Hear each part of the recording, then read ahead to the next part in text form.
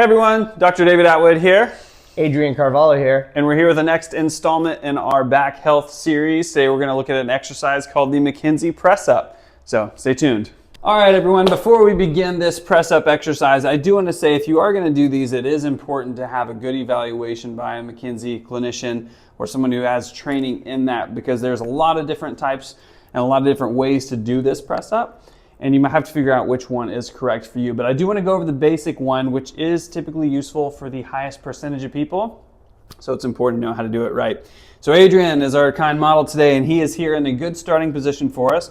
But let me have you go ahead and bring your hands underneath your shoulders. Like he's going to be in a push-up position. There we go, perfect.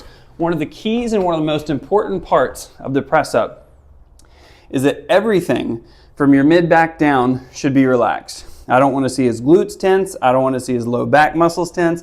I want all the strength to be coming from his arms in this press up position. All right, so Adrian, I want you to go ahead and push up your shoulders as high as you can here, trying to keep the hips down, but I do want you to get into that locked out elbow position even if your hips come up. Perfect. Go ahead and go back down to the ground. And for the sake of this video, I'm just going to have him go through a couple reps and just point out a couple things here. So as you can see, we're getting a nice curvature here. We're trying to build up that lordosis with this exercise. And one little advancement, here's a little tip. When you get up to the top, I want you to exhale. Good, we call that the sag. Exhale down into that, come back down, and then all the way back up one more time. Exhale, sag. That really helps your muscles and everything else to relax and get that good deep stretch into lordosis that we're looking for here. All right, so we are back here with a couple common mistakes with the press-up exercise. The first that I see, and actually probably the most common one, is an overuse of the low back muscles and an overuse of the glute muscles while doing this. So Adrian, go ahead and demonstrate what we don't want to see here. Yeah, I'm seeing heavy strain, a lot of like tightness and a lot of twinging, and I'm seeing those muscles working really hard. Don't want that. I want all this to be nice and relaxed down through here. The second thing is the hand positioning.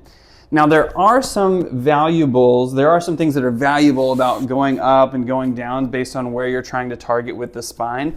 But for standard low back, what I really want to see is those hands underneath the shoulders. All right? And lastly, the most common mistake is not coming up all the way. One of the most important things about the press-up exercise is getting to end range. That's one of the things that we preach at the McKenzie Institute, and one of the most important things with doing this exercise moving forward. Thanks for following along with another low back health video here at Marin Peak Physio. Make sure that you hit that like and subscribe button for more content coming your way very regularly, but also put in the comments if you have a question about the exercise or if there's something we haven't covered or an exercise you'd like to see in the future. Thanks everyone.